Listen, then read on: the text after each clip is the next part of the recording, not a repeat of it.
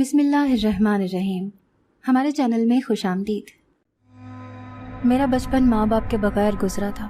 دونوں ایک حادثے میں چل بسے تھے۔ ان کے انتقال کے بعد میں محنت مشقت کرنے لگا تھا۔ میرے پاس کوئی ایسا ہنر نہ تھا جسے میں استعمال میں لا کر اپنی گزر بسر کر سکتا۔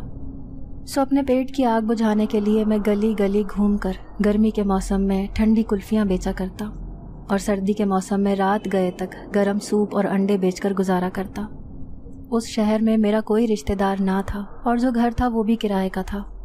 میں صبح سے لے کر رات تک کام کرتا جس سے میری اچھی گزر بسر ہو جاتی تھی۔ کبھی کبھار اکیلا پن بہت ستاتا اور دوسرے لوگوں کو ہنستا بستا دیکھ کر میں سوچتا کہ کاش میرے گھر میں بھی میرے گھر والے موجود ہوتے۔ میرا ایک دوست رضوان تھا، ہمارے گھر قریب ہی تھے۔ وہ اکثر مجھے اپنے گھر بلا لیتا تھا۔ اس کی والدہ خالہ ماجدہ بہت خدا ترس خاتون تھی۔ وہ مجھ سے بھی اپنے بیٹے کی طرح محبت کرتی تھیں۔ کبھی میرا دل اداس ہوتا تو میں ان کے گھر چلا جاتا۔ دن اسی طرح گزر رہے تھے کہ دوسرے شہر سے میرے ماموں مجھ سے ملنے کے لیے آ گئے۔ وہ اکثر بیمار رہتے تھے اور اپنی بیماری کی وجہ سے وہ کئی سال تک ہمارے شہر نہیں آ سکے تھے۔ میں نے ان کی بہت عزت کی اور جتنا ممکن ہو سکا ان کی خاطر مدارت کی کہ کہیں وہ یہ نہ سوچیں کہ بہن بہنوئی کے انتقال کے بعد بھانجے نے ان کا خیال نہ رکھا۔ ماموں میرے اخلاق سے بہت متاثر ہوئے اور خوش نظر آ رہے تھے۔ ایک دن صبح کو ناشتے کے بعد جب میں کام پر جانے کی تیاری کر رہا تھا، ماموں نے مجھے اپنے پاس بلایا اور کہنے لگے، کمالے، میں نے تجھ سے بہت ضروری بات کرنی ہے۔ میں ان کے قریب گیا اور فرمانبرداری سے کہا، حکم کیجیے ماموں جان، کیا آپ کو کہیں لے کے جانا ہے؟ ماموں نے گردن ہلا کر فوراً انکار کیا اور کہنے لگے، نہیں، میں نے بھلا اس شہر میں کس سے ملنے جانا ہے؟ میں تو بس تجھے اپنے ساتھ لے کر جانا چاہتا ہوں، اپنا بیٹا بنا کر۔ ان کی یہ بات سن کر میں حیران رہ گیا اور کہنے لگا، نہیں ماموں جان، میں ہرگز اپنا شہر چھوڑ کر نہیں جانا چاہتا۔ میں نے دنیا میں آ کر اسی شہر میں آنکھ کھولی ہے اور یہیں پل کر جوان ہوا ہوں۔ میرے ماں باپ یہیں دفن ہیں۔ میں یہاں سے کسی قیمت پر جانا نہیں چاہتا۔ میں انہیں کسی امید میں نہیں رکھنا چاہتا تھا، اسی لیے صاف بات کہہ دی تھی، مگر میری بات سن کر وہ اداس ہو گئے تھے۔ انہوں نے سر جھکا لیا۔ مجھے افسوس ہوا، لیکن اس کے علاوہ میرے پاس کوئی چارہ نہ تھا۔ مجھے اپنے شہر سے بہت محبت تھی، میں اسے چھوڑنا نہیں چاہتا تھا۔ میں انہیں خدا حافظ کہہ کر وہاں سے چلا گیا۔ شام کو میں گھر واپس آیا تو میرے گھر پر ماموں کے علاوہ رضوان اور اس کی امی خالہ ماجدہ بھی موجود تھی۔ میں انہیں اس وقت اپنے گھر میں دیکھ کر حیران رہ گیا۔ کچھ دیر حال احوال پوچھنے کے بعد خالہ ماجدہ نے کہا، کمال پتر، تیرا ماموں تجھے بالکل ٹھیک کہہ رہا ہے۔ میرے بچے، ٹھنڈے دماغ سے سوچ۔ یہاں نہ تیرا اپنا گھر ہے نہ ہی کوئی رشتہ دار۔ ماموں کے ساتھ رہے گا تو تجھے ہر ماہ کرایہ دینے کی فکر ہوگی اور نہ ہی اپنے کھانا پکانے کی۔ بھائی صاحب کا بڑا ہی دل ہے جو بھانجے کو اتنی چاہ سے اپنے ساتھ لے جانا چاہتے ہیں۔ انکار مت کر پتر، اتنی محبت بھی کسی کسی کو نصیب ہوتی ہے، ورنہ ماں باپ کے گزر جانے کے بعد کوئی رشتہ دار نہیں پوچھتا۔ خالہ نے پوری تقریر کی تو میں سارا معاملہ سمجھ گیا کہ آخر ماموں نے مجھے منانے کے لیے خالہ کی خدمات حاصل کی ہیں۔ وہ اور رضوان مجھے بہت دیر تک سمجھاتے رہے۔ ماموں کا کوئی بیٹا نہیں تھا، صرف ایک بیٹی صبا تھی، سو وہ مجھے بیٹا بنا کر اپنے ساتھ رکھنا چاہتے تھے۔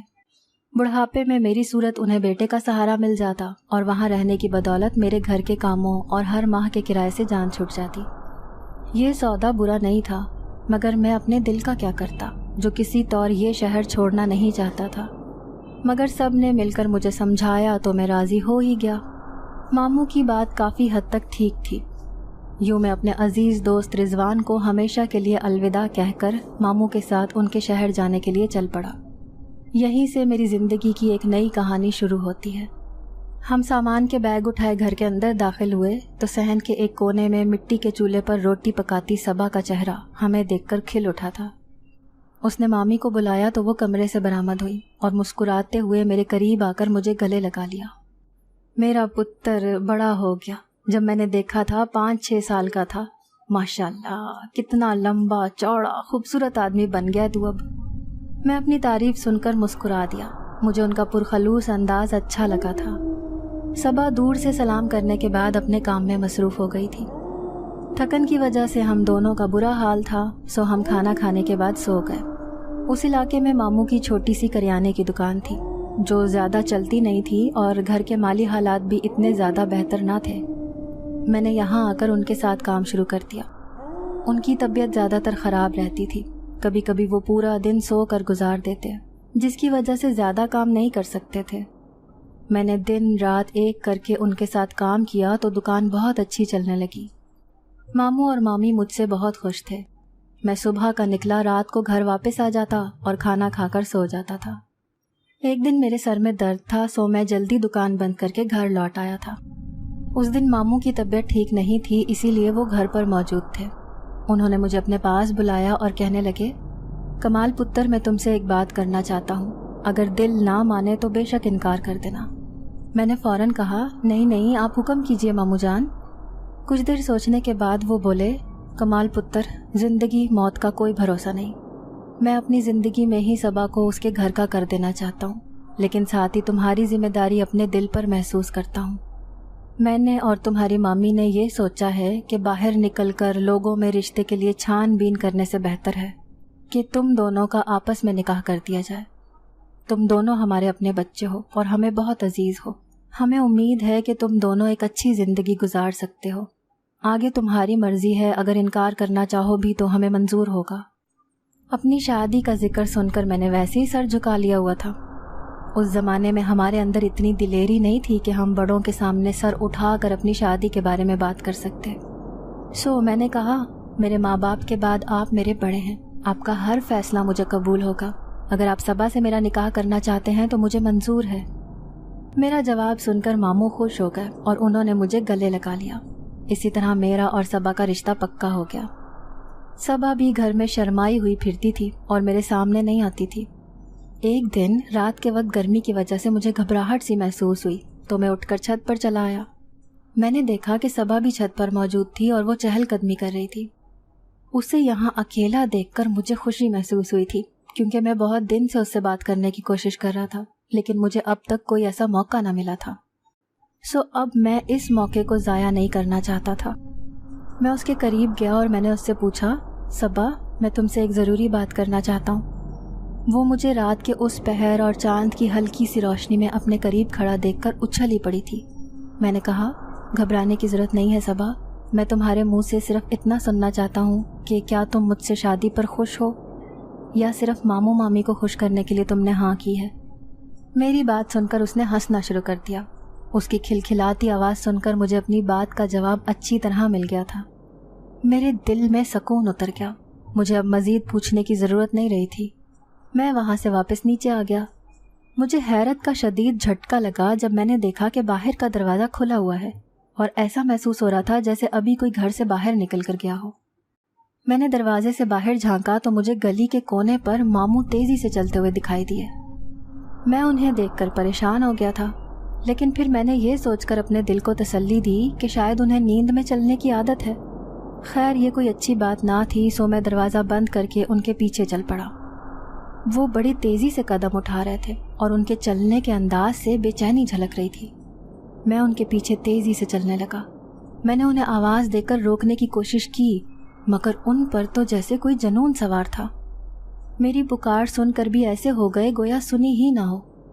میں تیزی سے بھاگتے ہوئے ان کے قریب آ چکا تھا۔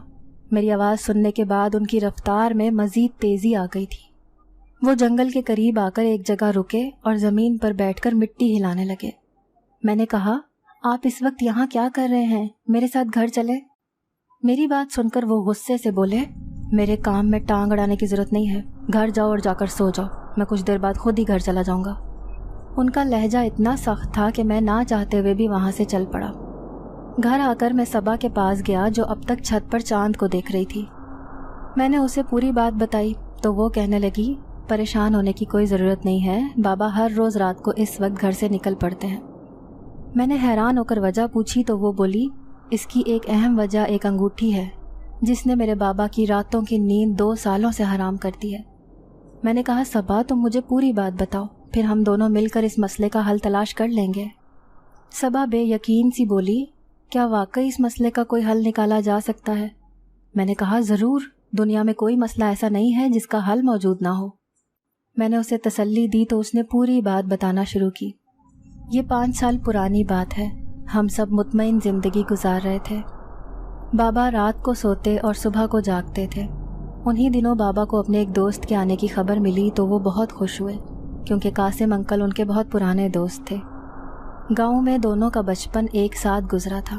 ان کے آنے کی خوشی میں بابا نے امی کے ساتھ مل کر گھر کی صفائی کی، اور جب وہ گھر آئے تو ان کی خوب خاطر مدارت کی۔ دونوں دوست کئی سال بعد ایک دوسرے سے مل رہے تھے، اسی لیے دونوں بہت خوش تھے۔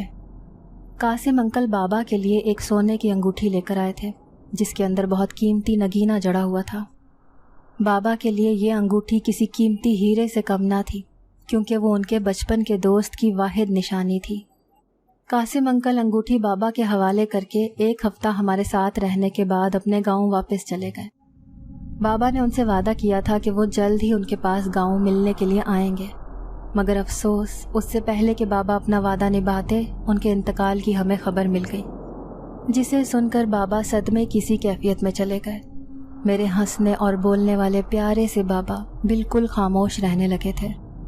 انہیں اس بات کا بہت افسوس ہے کہ وہ اپنے دوست کی زندگی میں اس سے کیا ہوا وعدہ نہیں نبھا سکے تھے۔ وہ ان کی دی ہوئی انگوٹھی کو بہت ہی حفاظت سے رکھتے تھے۔ ایک بار ایسا ہوا کہ ہمارے علاقے میں پانی کا مسئلہ ہو گیا۔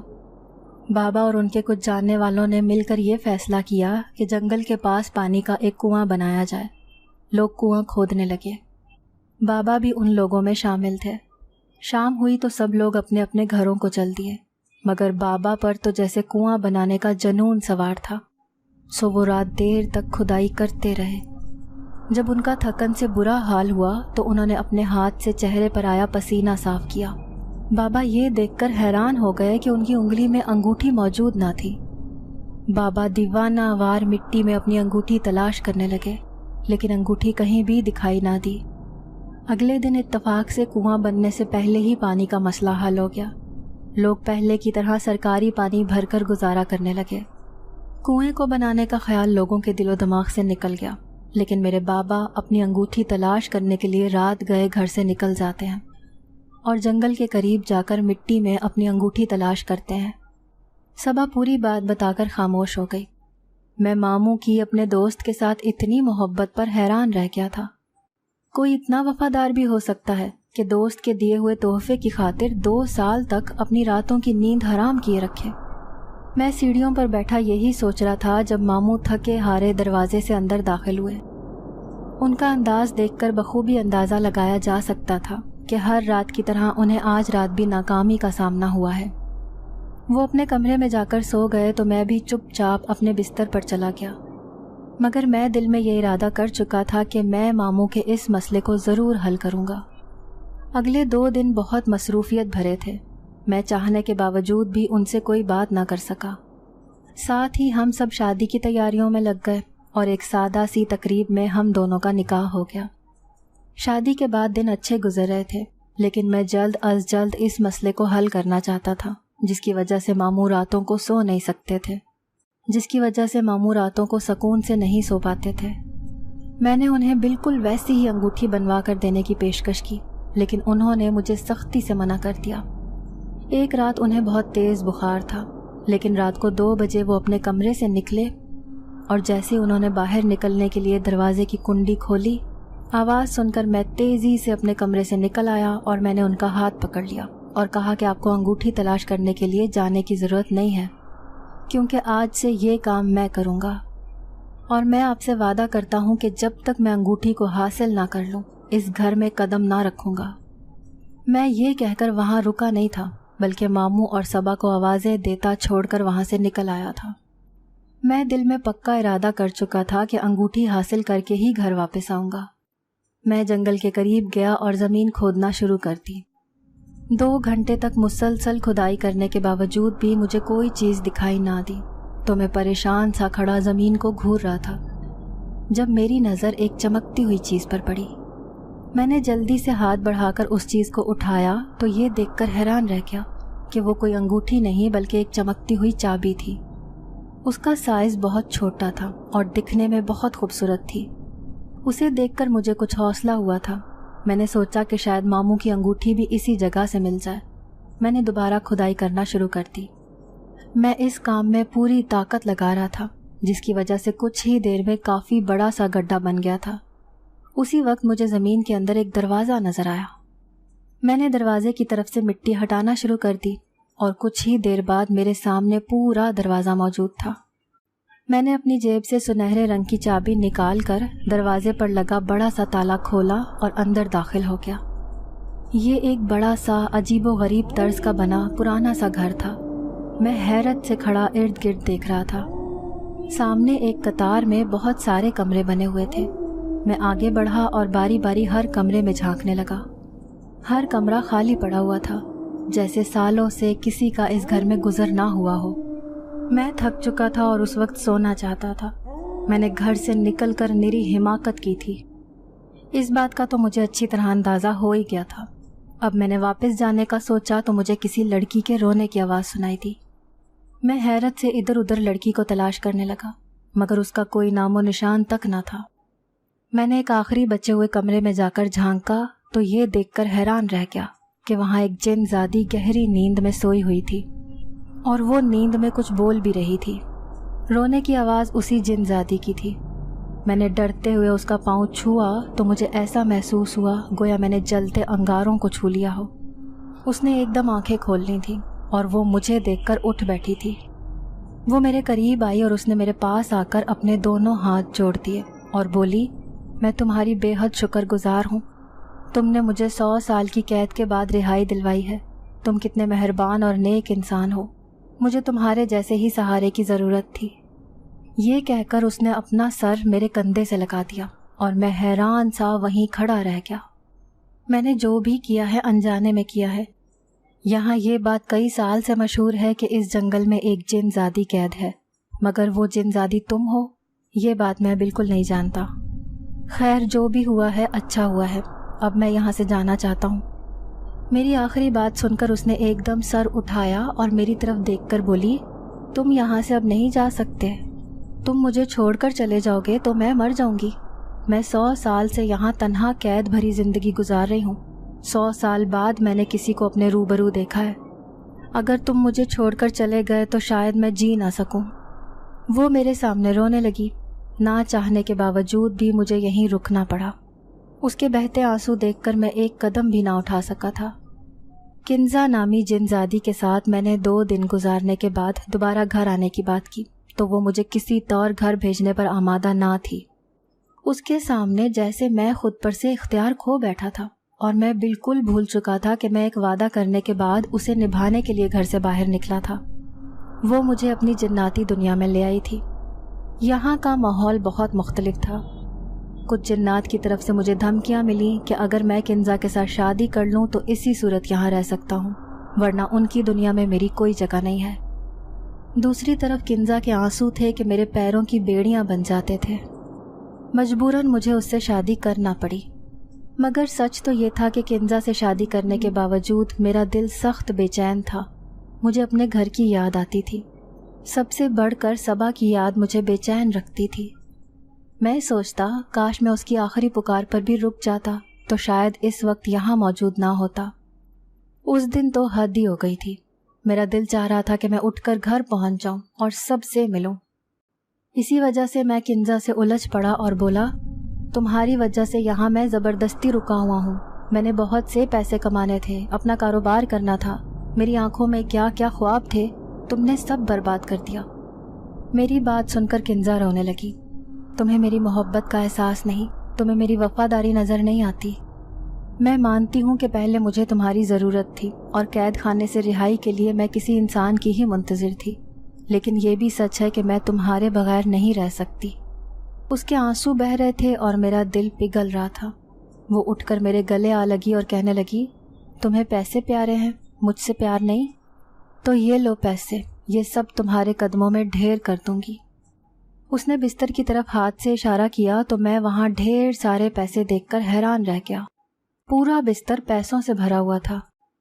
یہاں تمہاری دنیا میں یہ پیسے میرے کسی کام کے نہیں ہیں، تم ان سے میرا دل نہیں بہلا سکتی، میں نے کہا اور اس کے بال سہلانے لگا۔ مجھے اس کا دل توڑنا اچھا نہیں لگتا تھا، لیکن میں اپنے دل کا کیا کرتا جو گھر واپس جانے کے لیے تڑپتا تھا۔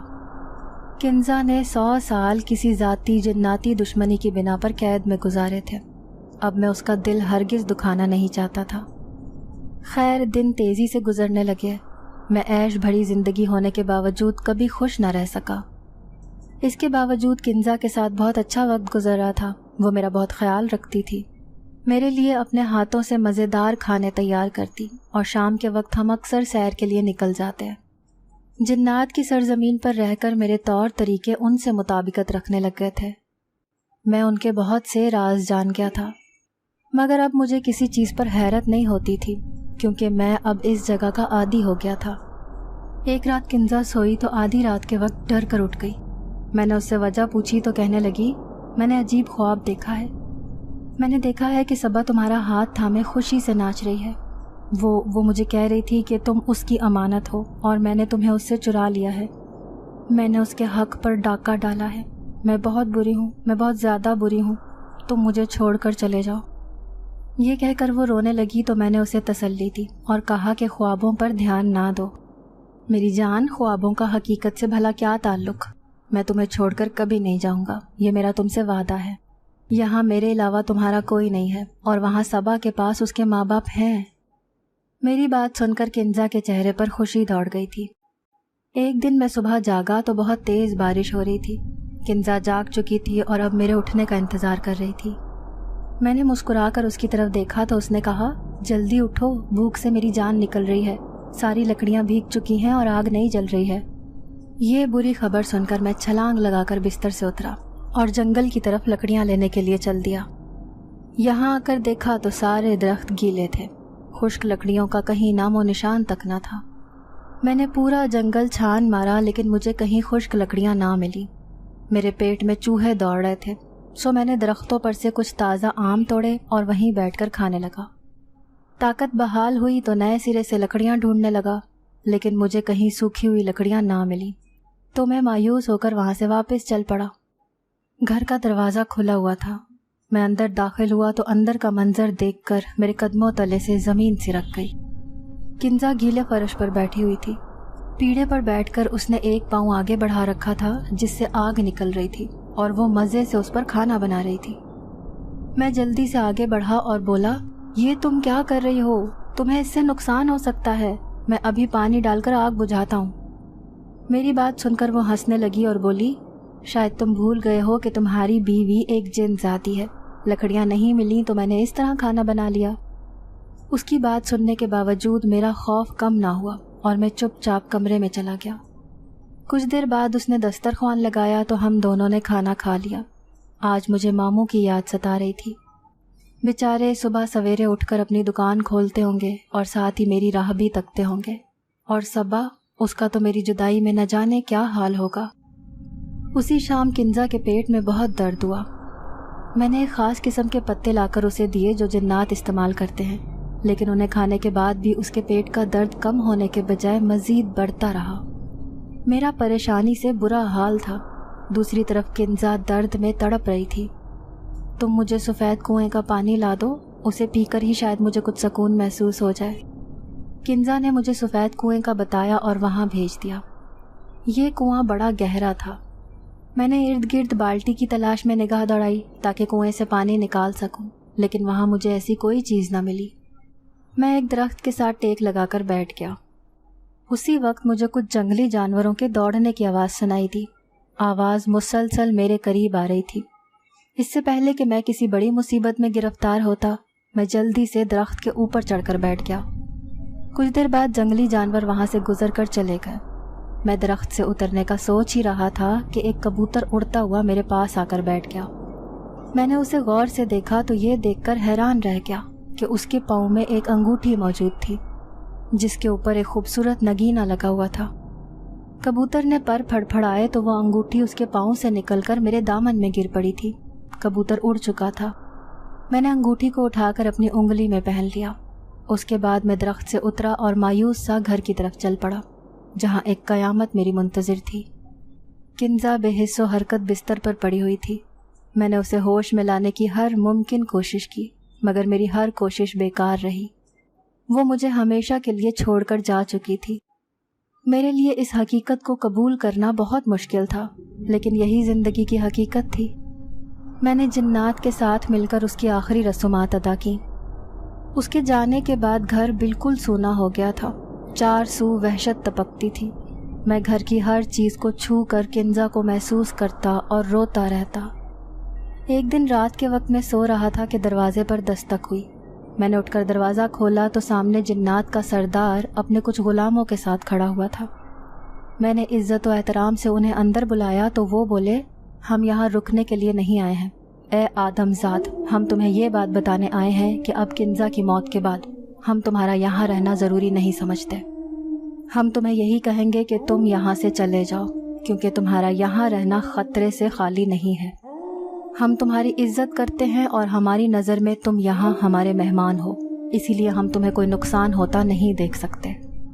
میں نے نظر جھکا کر کہا، آپ بالکل ٹھیک کہہ رہے ہیں سردار صاحب، ویسے بھی کنزا کے جانے کے بعد میرا یہاں رہنے کا بھلا کیا جواز بنتا ہے، میں جلد ہی یہ جگہ چھوڑ کر چلا جاؤں گا۔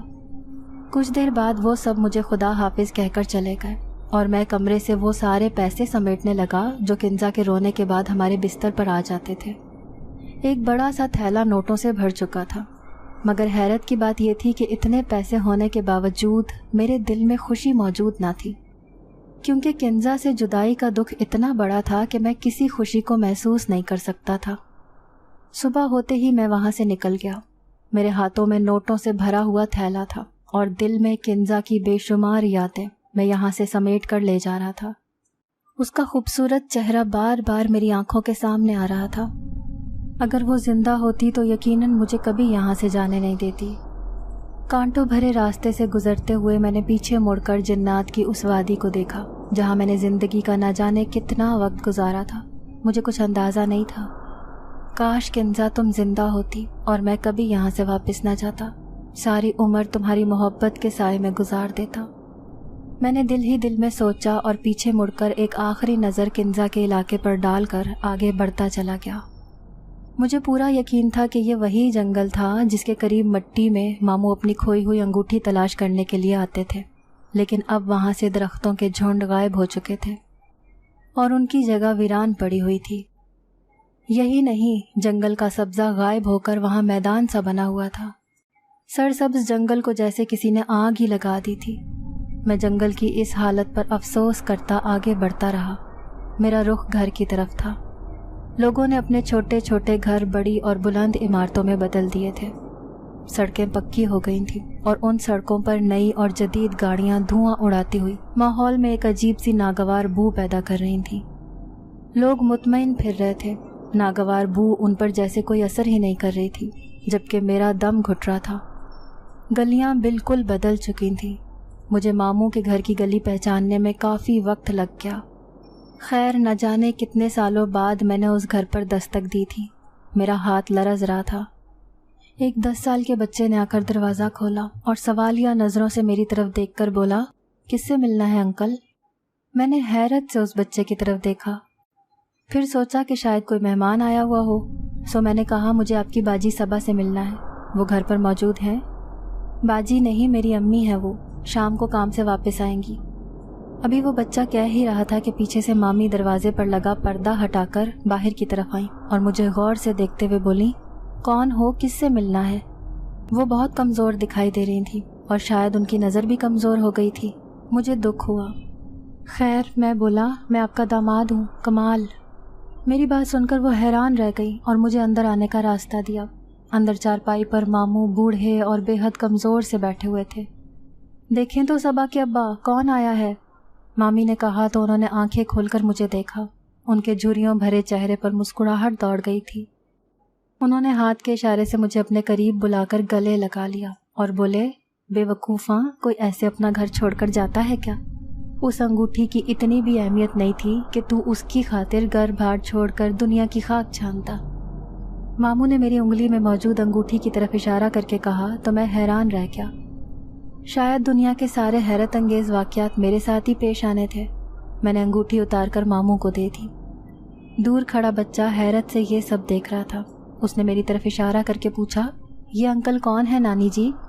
مامی نے کہا، یہ تیرا باپ ہے، کمال، جس کی کہانی تو بچپن سے سنتا آیا ہے، کہ انگوٹھی ڈھونڈنے نکلا تھا مگر 10 سال تک واپس نہ لوٹا، نہ جانے زندہ بھی ہے کہ نہیں، آج وہ واپس آ گیا ہے پتر۔ میں نے حیرت سے اس بچے کو دیکھا جو در حقیقت میرا بیٹا تھا، لیکن میں اسے سالوں بعد آج پہلی بار دیکھ رہا تھا۔ خیر میں نے بچے کو گلے لگا کر خوب پیار کیا. وہ میری بچپن کی تصویر تھا. اسے دیکھ کر مجھے اپنے بچپن کا زمانہ یاد آ گیا. صبا کہاں ہے؟ میں نے صبا کے بارے میں پوچھا تو ماموں بولے صبا کام پر جاتی ہے. جب سے میں بستر پر پڑا ہوں کسی کام کا نہیں رہا. دکان تو 7 سال پہلے ہی ختم ہو گئی تھی. گھر میں فاقوں کی نوبت آئی تو مجبوراً صبا کو گھر سے باہر قدم نکالنا پڑا. اسد بھی بڑا ہو گیا ہے. اس کے اسکول کی فیس بھی ہر سال بڑھ جاتی ہے. 100 مسئلے مسائل ہیں. مجھے یہ باتیں سن کر بہت شرمندگی ہوئی تھی. شام کو صبا آئی تو وہ بے یقین رہ گئی تھی. اتنے سالوں بعد میں گھر واپس آ سکتا ہوں یہ بات اس کے وہم و گمان میں بھی نہ تھی. اسد کو ڈھیروں تحائف دلانے کے بعد میں صبا کے پاس اس کے کمرے میں چلا آیا. میں اچھی طرح جانتا تھا کہ وہ مجھ سے ناراض ہے اور اب مجھے اس کی ناراضگی دور کرنا تھی. اس نے مجھے کمرے میں دیکھ کر رخ موڑ لیا تھا. میں بہت شرمندہ ہوں صبا.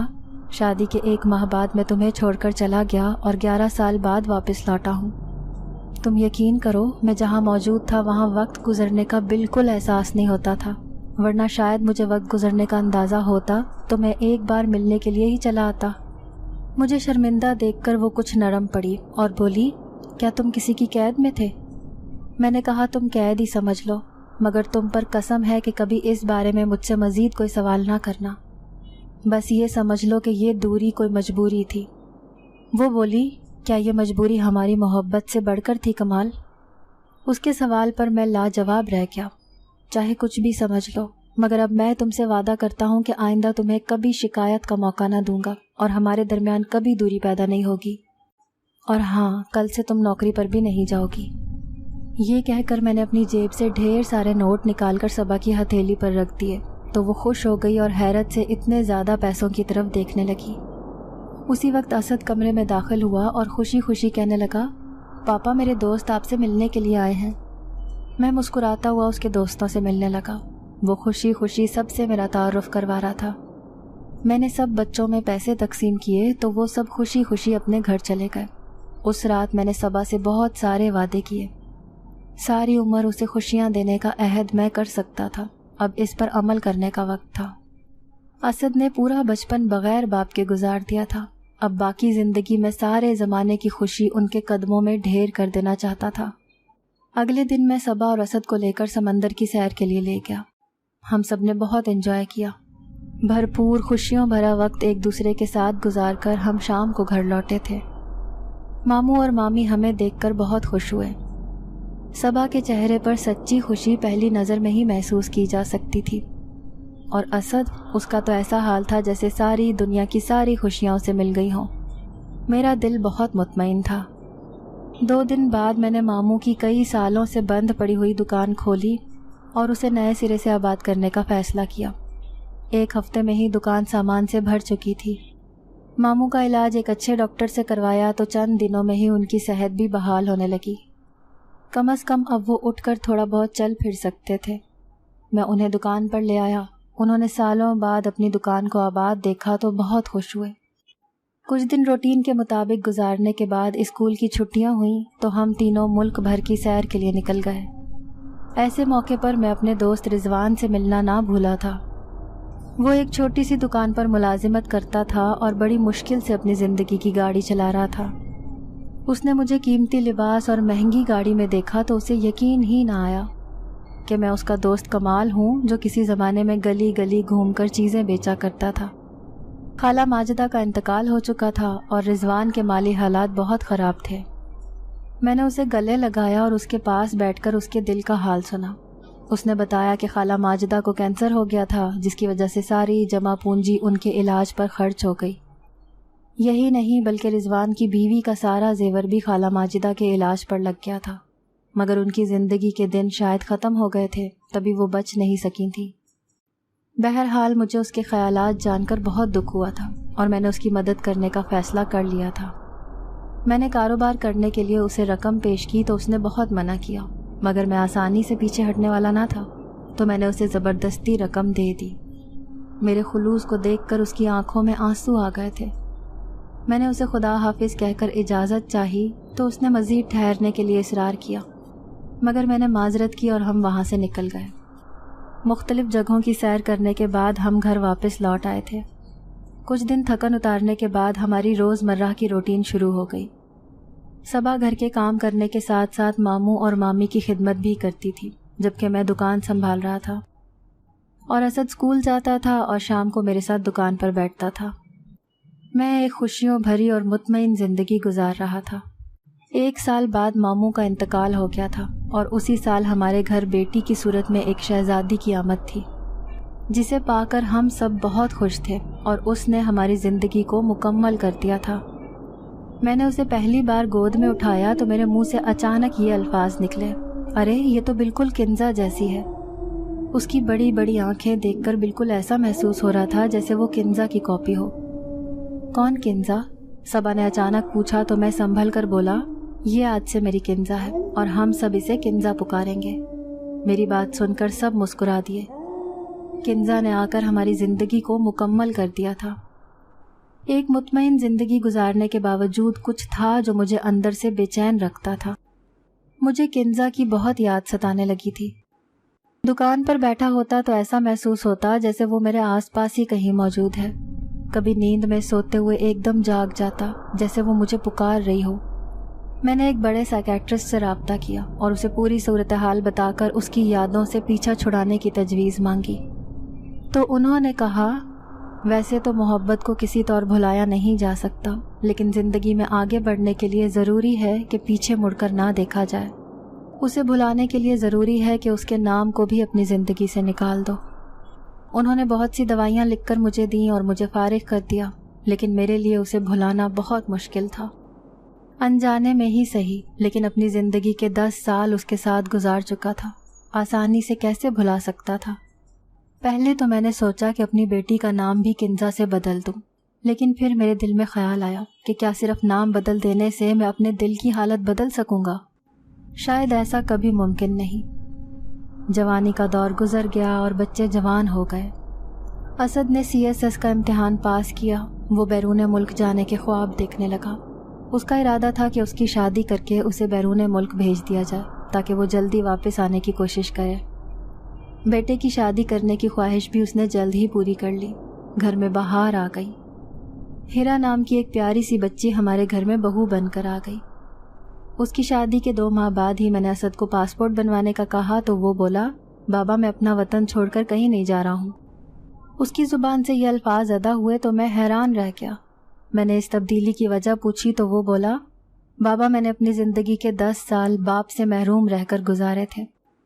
اب میں نہیں چاہتا کہ کوئی دوسرا اسد ایسی محرومی بھری زندگی گزارے جیسی میں گزار چکا ہوں۔ میں جانتا ہوں کہ میں یہاں رہ کر بہت سارا پیسہ تو نہیں کما سکتا، لیکن میں اتنا ضرور جانتا ہوں کہ اپنے پیاروں کے ساتھ بتائے ہوئے وقت کا کوئی نعم البدل نہیں ہے۔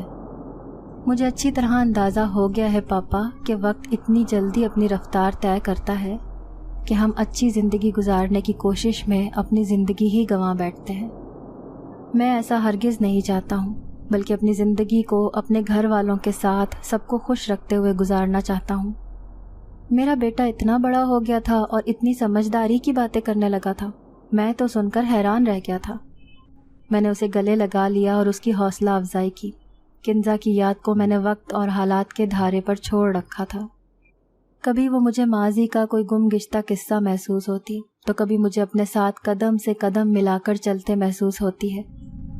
کبھی اس کی سرگوشی مجھے بے چین کر دیتی ہے اور کبھی اس کی یاد مجھے بے بس کر دیتی ہے۔ کبھی کبھار وہ میرے خوابوں میں آ جاتی ہے اور کبھی کئی دن تک میں اس کے بارے میں نہیں سوچتا۔ اتنے سال گزرنے کے بعد بھی میں صبا کو حقیقت بتانے کی ہمت نہیں پیدا کر سکا۔ میں جانتا ہوں کہ وہ میری اس کہانی پر کبھی یقین نہیں کرے گی اور مجھے جھٹلا دے گی۔ میں نے کچھ دوستوں سے اس بارے میں ذکر کیا تو انہوں نے میرے اس قصے کو دل لگی سے بڑھ کر کچھ نہیں جانا۔ آپ ہی بتائیں، کیا کوئی خواب یا خیال یا پھر گمان 10 سال کی طویل مدت پر محیط ہو سکتا ہے؟ یہ حقیقت میں صبا کے دل میں نہیں بٹھا سکتا۔ اسی لیے میں نے اپنی زندگی کی اس کہانی کو اپنی اور صبا کی زندگی میں نہیں آنے دیا تھا۔ مجھے صبا اور اس سے وابستہ ہر خوشی بہت عزیز تھی۔ ناظرین، اگر آپ کو آج کی یہ کہانی اچھی لگی ہو تو ویڈیو کو لائک ضرور کریں۔ اگر آپ کو ایسی دہشت ناک دل کو جکڑ دینے والی کہانیاں پسند ہیں تو ایسی ایک کہانی روزانہ سننے کے لیے ہمارے چینل کو سبسکرائب کریں۔ इजाज़त चाहते हैं। अल्लाह हाफिज़।